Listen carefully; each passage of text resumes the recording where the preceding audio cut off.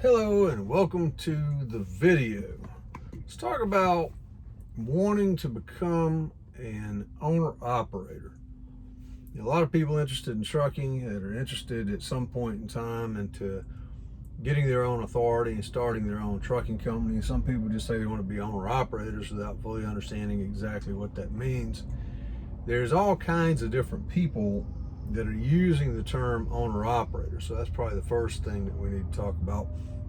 And that is the one of the largest groups are people that are leased on, to where they own a truck. They've gone out and bought a truck, usually through a finance company of some type. They're making payments on the truck, and they lease that truck on to a motor carrier, and they operate under that motor carrier's authority. Sometimes the motor carrier provides them a trailer. Sometimes they bring their own trailer. Most often they're using trailers provided by the motor carrier. They're getting their loads through the motor carrier. They're getting a lot of their other support services and things that they need provided through the motor carrier. And the motor carrier is doing the majority of the behind the scenes filings and taking care of all the compliance and all that kind of stuff. And the owner operator is booking the loads and running the trips. There's not a lot of difference in some respects between an owner operator in that capacity and a company driver, other than cost and responsibilities. So when you operate like that, as opposed to being an employee, a company driver, any maintenance, repair costs that are on your equipment, you're going to have to pay for. So if you blow a tire, you're paying for it. If you need a PM, you're paying for it. If you need a repair to your pollution, emission crap that's on your truck, whether it's $500 or $5,000, you're paying for it out of your pocket. The motor carrier may or may not assist you with that, meaning they might front the repair or front the money and then deduct it from your settlements over a period of time, essentially financing it for you, or they might have you pay it up front, or they may have a situation set up where you have some kind of a maintenance reserve escrow account type thing set up so that you're putting money into it on a month-to-month basis, and then it gets drawn down to cover those things when they occur. But regardless how it gets done, you're ultimately paying for all the repairs and maintenance on your truck. You're also going to pay for the fuel that goes into it and anything else that's associated with it. As opposed to a company driver, all those things are taken care of and paid for by the company. Now, the next level of owner-operator is an owner-operator that has gone out and gotten their own authority. Essentially, the owner-operator in that case has become a motor carrier. So there's two things that they're doing. One, they have the company side, the motor carrier, and over here they have the operator side, and that is, them driving and picking up and delivering loads and doing that deal. So they're the owner and the operator. They are the company and their own driver at the same time. You're still paying all the expenses for the truck, the fuel, the maintenance, repairs. You're also going to be paying all the behind the scenes stuff, and either you're going to pay somebody to do it for you, or you're going to do it yourself, including your compliance, including your filing, IFTA, fuel taxes, your IRP for your plates and all that kind of stuff. Somebody's got to track, manage, control all that stuff. And you either do that with your own expertise, learning what you need to do and then doing it, or you're going to have to pay a service or pay someone to do those things for you. And of course, you're going to have to pay any fees and stuff associated with it, on top of paying for the labor and the skills of somebody else to actually file it and handle it for you. And regardless of whether you have a service handle it for you or not, it's important to remember you are on the hook for it. So if they screw it up, the regulatory agencies are still coming after you, not them. So those are the key differences. And what you need to understand too is, as you're thinking about switching from company to owner operator in any capacity, what I want to make clear for you to retain and remember is that you're taking on a whole new job. In addition to just being the operator, you are becoming a business owner, an entrepreneur. That's an entirely different skill set, and there's a lot of people who fail to grasp the significance of that, who fail to understand it, And as a result, they make a lot of bad decisions and mistakes that ultimately wind up putting them out of business. That's why a lot of owner-operators fail, is because they never had a chance to start with, because they didn't have a clue what they were getting themselves into. There's a guy asked a question in one of the groups that I'm a member of that I was reading yesterday. He said he had 8 months experience and he wants to make the switch from company driver to owner operator. And as you can imagine, he got all kinds of instantaneous feedback. Most people were negative, some people were supportive, some people were somewhere in the middle. But there were people saying, oh, you don't have enough experience, 8 months, you shouldn't even be thinking about being an owner operator, you're gonna fail, don't do it. And some people being more insulting than that and say, you don't even know what you're doing at 8 months, you're just a rookie driver and you need to put more time in and learn what you're doing. Other folks are trying to be actually helpful and saying, do this, that, and the other, and here's my experiences, and here's what I think you need to learn, and that sort of thing. What I would say is that it's just my opinion, and here's one thing I want to back up and say too. Everybody has to make their own decisions. You are responsible for yourself, you're responsible for your own destiny, you're responsible for your own risk. And there's nobody really that's going to make that decision for you. You have to be the one that makes the ultimate decision on whether you become an owner operator or not, what type owner operator you want to be if you choose to pursue that route, and when in your career path that you become an owner operator. Now, what I can tell you, after doing this for almost 30 years and all the things I've done, including started out as an over-the-road driver with one of the biggest companies in the country, ran all over most of the states in Canada, then started running regional and started running dedicated, hauling double trailers, pulling doubles to Kohl's department stores, and then I've hauled a lot of stuff to dollar stores of various types, and regional short haul stuff, being an independent owner operator, being a recruiter, safety director, all kinds of things over the years. Lots of experience in dealing with lots of drivers. I've seen people succeed, I've seen people fail. I'm talking about hundreds of drivers, not dozens and not onesies and twosies, a lot of people. So I think I got a pretty good idea what it takes to make it and what it causes people to fail. Like I said, it gets back to what I said earlier, is that it's two different jobs, it's two different skill sets. You need to get informed on both sides of it. You can be a mediocre driver, and as long as you can get the truck down the road safely and legally and not hit things and not cause problems, and you know the business side of it, you can be an outstanding owner operator. Likewise, you can be the best trucker that's ever walked the face of the earth. You can have skills that are just off the charts. You can be amazing driver, be an amazing driver, and you can absolutely suck rocks at being an owner operator and fail very quickly, and a lot do. And that's an important thing for you to understand too. Just because you're a great driver, a good driver, doesn't mean that you're going to be worth a crap as an owner operator. So you need to get that in your head and keep it there at all times.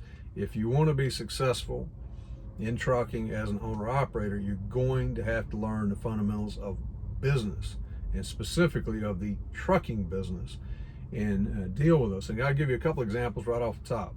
A lot of folks don't bother to understand anything at all whatsoever about compliance. They don't care about it. Problem is, compliance issues can cost you more in fines than you're going to make in years. It can put you out of business. So you need to understand the fundamentals of DOT compliance. Know the Federal Motor Carrier Safety Regulations enough to set up your qualification files, enough to maintain your accident registers, enough to maintain your drug and alcohol program. Make sure you get all your testing and everything taken care of. Make sure you're querying the drug and alcohol database and all of that crap. There's a whole bunch of stuff behind the scenes that you have to know. You have to know how to take care of taxes. Taxes will sneak up on you, bite you hard, and put you out of business. You also have to understand, and this is a big one that a lot of drivers don't get, that when they go into owning their own companies, is you have to have money. And you can put this in any terminology you want to. I like to call it emergency reserve funds. You set up a bank account, you put money in it, you don't take it out except for emergencies. You have to know the difference between an emergency and some other thing.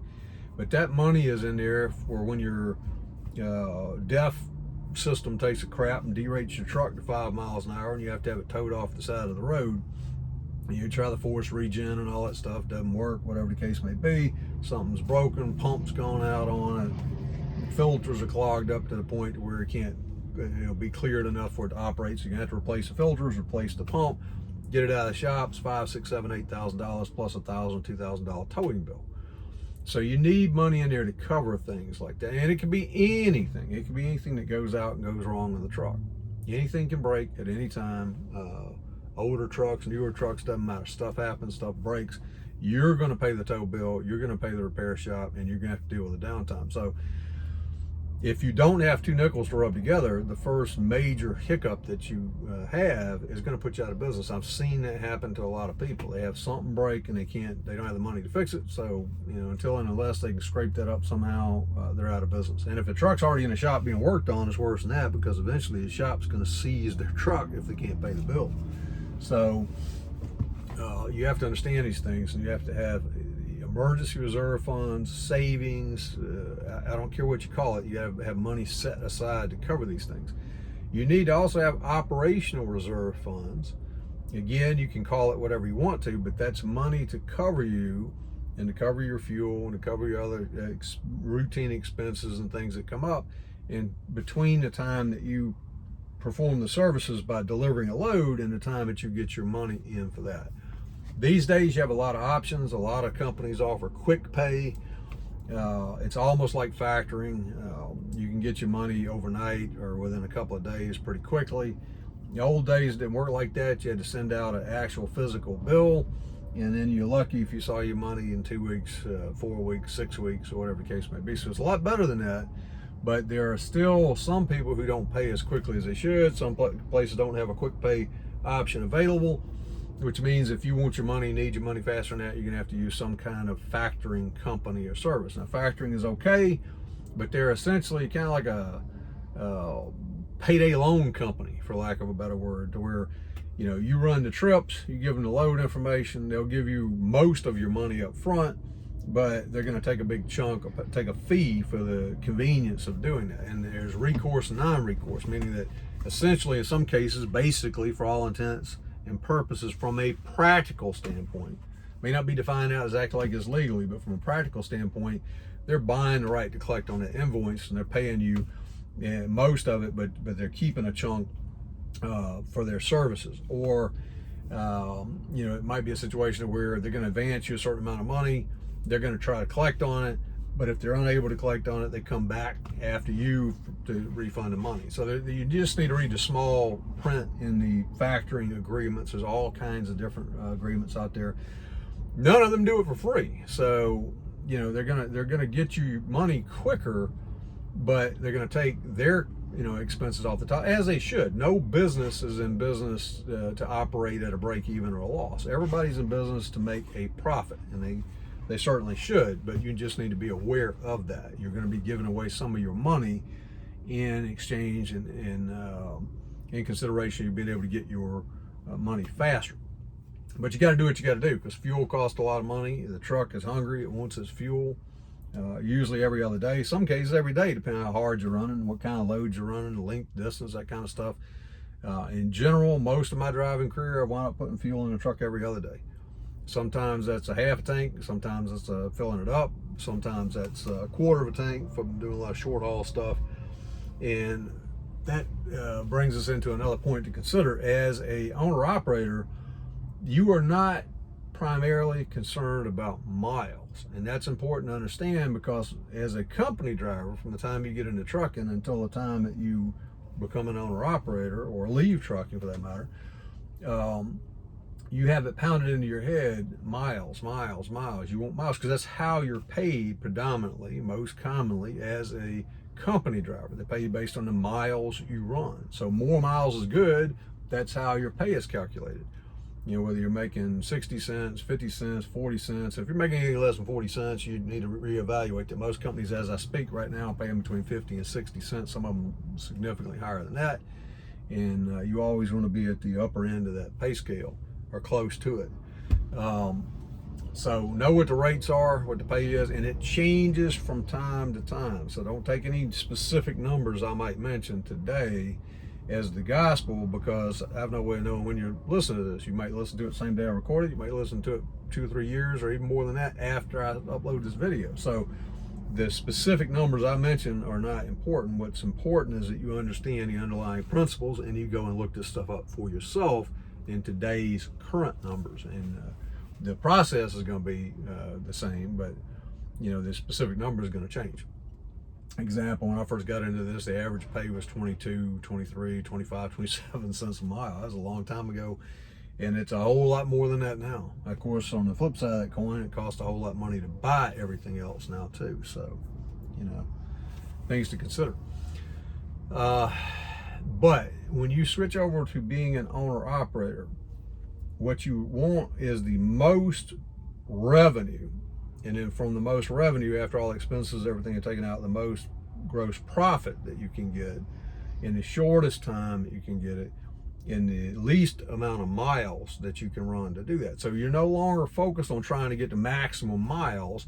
You want to get the maximum money in the shortest period of time. I hope that makes sense to you.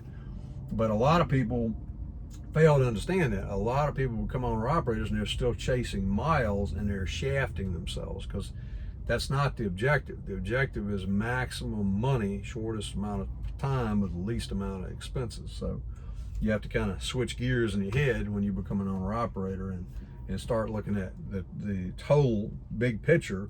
What's it going to cost you in terms of time and in terms of fuel and in terms of tolls and in terms of any other resources that you have to put into it, and all your expenses.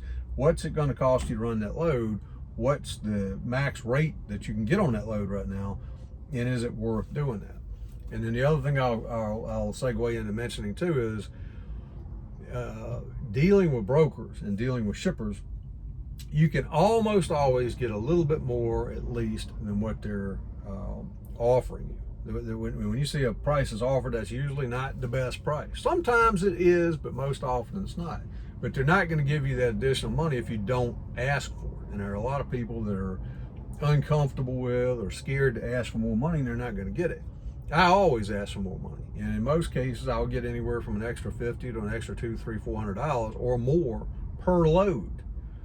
So you do the math. If you're running loads 5-6 days a week and you're getting an extra $50 to $300 or $400 more, or let's say an average of let's just say $150 to $200 more per load, how much is that over the course of a month, over the course of 10 months, over the course of 12 months?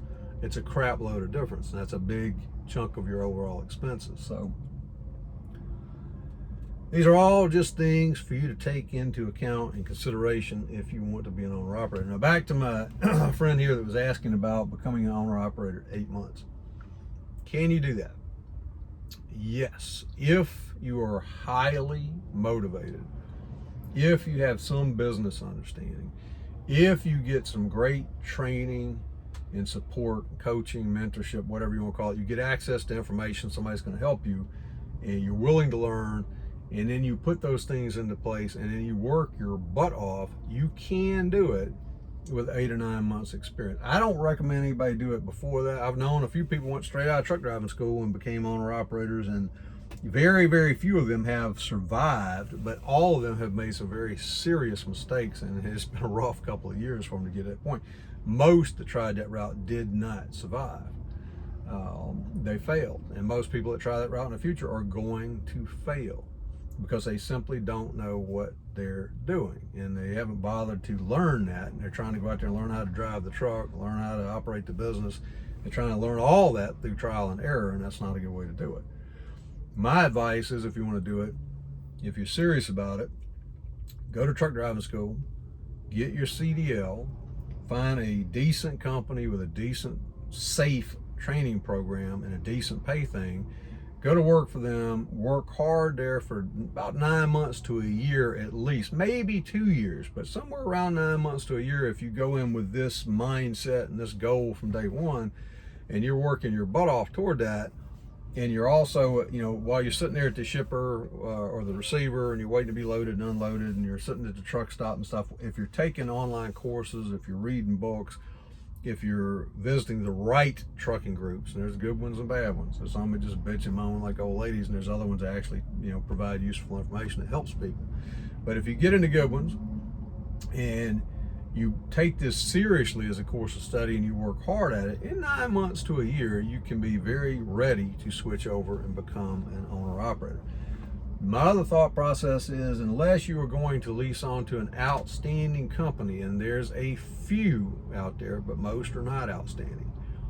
Most of them are set up and designed to manipulate and use you in any capacity, whether you're a leased own owner-operator, a lease purchase owner-operator, or you're even an independent owner-operator getting a regular steady supply of loads from their internal brokerage, or their affiliated brokerage.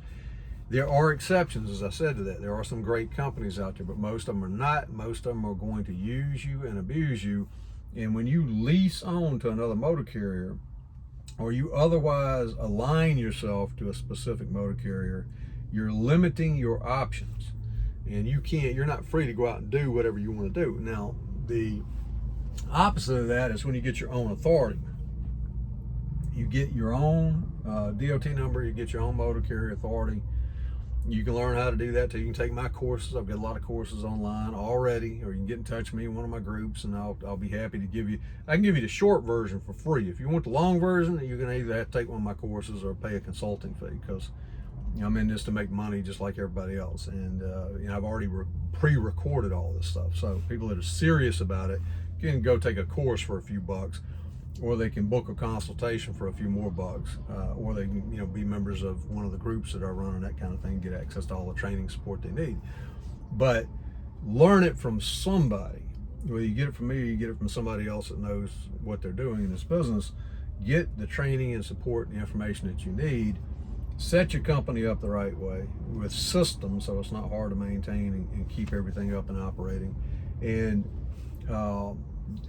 then under your own authority, you have the maximum freedom. You're free to take loads from whoever you want to, that you can find and book loads that pay you the most money. You can work when you want to work, don't work when you don't want to. Now, having said that, that's another thing a lot of people bring up and say, well, I want to be an owner-operator for freedom so I can choose. Well, that's true. You can choose not to work, but you don't work, you're not making any money. And when you have your own authority, just like this truck I'm sitting in right now is my truck. Whether I run this truck or not, every month I have an insurance payment, which is multiple hundreds of dollars. You will too if you get your own authority. You're going to have to pay that insurance whether this truck moves or not. I have plates that have to be taken care of, IRP. I have IFTA. Now granted, IFTA is tied into the miles I run and all that stuff, so less miles, less cost, not as much expense. But there are still things that have to be paid. As maintenance has to be done on the truck has to be checked on periodically. There are also, if you're going to have to pay a lot to keep your truck in, there's fees for that. Yeah, typical CB chatter. If you're a driver, you already know. If not, you're going to learn. CB is an interesting thing. A lot of drivers don't have a CB these days. You should have one, even if it's just a little handheld unit. That's all I've got. I keep a little handheld unit so I can monitor stuff. I can talk to people right next to me. I don't have a big CB in the truck. But you do need a CB so you can monitor what's going on. And it's very useful in certain situations. And it's nice to be able to talk to somebody if you need to or want to that's close to you as well. So that's another thing. But getting back to what we're talking about is you need to learn the business of being an owner-operator, and then you're going to have to do the work. If you're going to have truck payments and trailer payments in today's environment, which is extremely competitive, you can still make money. You can still make a lot more money than you can make working at almost any company out there as a company driver. However, you're going to have to work very hard to do that. And in general, you're going to need to be able to be gone for periods of time. If you don't have a situation where you have to be home every night, every other night, and that kind of deal, and you get out there and live in the truck on the road for a few days or a week at a time and run your tail off, and you're smart, you know what you're doing, you can still, even in this competitive environment, make very good money if you're able and willing to do that. If you're trying to get home every single night, running short haul stuff, it gets a lot harder to do. If you have a paid for truck, paid for trailer, got your own authority, it's possible. You can do it and still make pretty good money, but it's harder to do it that way. There's a lot of loads that you're not going to be able to turn, so you're going to pass on. There's a lot of situations where you just won't have loads for that day. Again, if your truck's paid for, trailer's paid for, all your other expenses, personal and business, under control, you can survive that and still make decent money. But you're not going to make max money. Somebody that's able to get out there and run the other way I just told you about is going to make 2, 3, 4 times what you make trying to run just short haul stuff and be home every day. So, you know, you're going to have to consider all this stuff and make up your own mind on what you want to do. One thing I will tell you as well is do not get yourself into a lease purchase program unless you are absolutely certain of what you're doing, and most people aren't. Those things will take you to the bank and beyond. It'll take you to the cleaners. You're not going to make money. You're going to lose your backside. I do not recommend 99.999% of lease purchase programs. There are very, very, very few that you have a shot at it. But even then, you're better off to drive effectively as a company driver for a year or 2 or 3, work your butt off as a company driver. There's other ways to maximize your income with that even. You can get recruiting referral fees by bringing other people into the company. You can make, which I call being a rolling recruiter, and I've got courses on that too. There are ways that you can make money as a trainer, a road trainer, where you get additional funds for doing that. So there's ways you can ramp that money up and run efficiently yourself and make pretty good money. And if you are able to stay in the truck, not have to maintain a bunch of other expenses, it wouldn't take you but a year or 2 before you could buy your truck paid for, free and clear. If you can get into this with a paid for, free and clear truck, you have a lot more options. If you want to finance a truck and a trailer, that can be done, but like I said, you have to really understand the numbers of what you're getting yourself into and the amount of running that you're going to have to do. Right now, most people, they have truck and trailer payments, unless they're able to live in the truck and spend days on the road, and unless they're smart and they're working their butt off and they know what they're doing, they're probably making less money than a good company driver is making with a good company, and they have a lot more headaches for doing that. Now, in some cases, it's still worth it to them because they own their truck, they own their trailer, they're their own boss. And in some cases, some people are willing to work, you know, twice as hard and twice as much for themselves to make the same money as they're willing to work for another company as an employee. And not a right or wrong answer to it as far as I'm concerned, as long as you do it informed and you know what you're getting yourself into.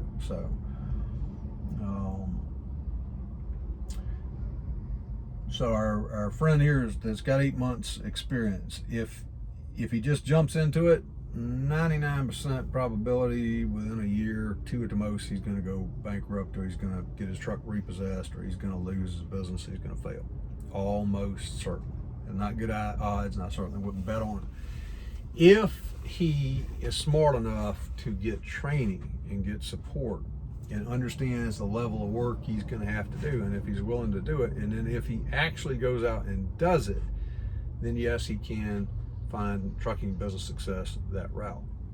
But it's not going to be easy, and as I've said repeatedly throughout this, it is a matter of understanding the business and then doing it. And it's like I keep repeating as well, it's far more than just driving the truck. You have to understand the business parts of it as well. So if you're thinking about becoming an owner-operator, I hope that helps you at least a little bit, and that you'll take those things into consideration. Watch the other videos I have. If you haven't already done so, subscribe to the channel.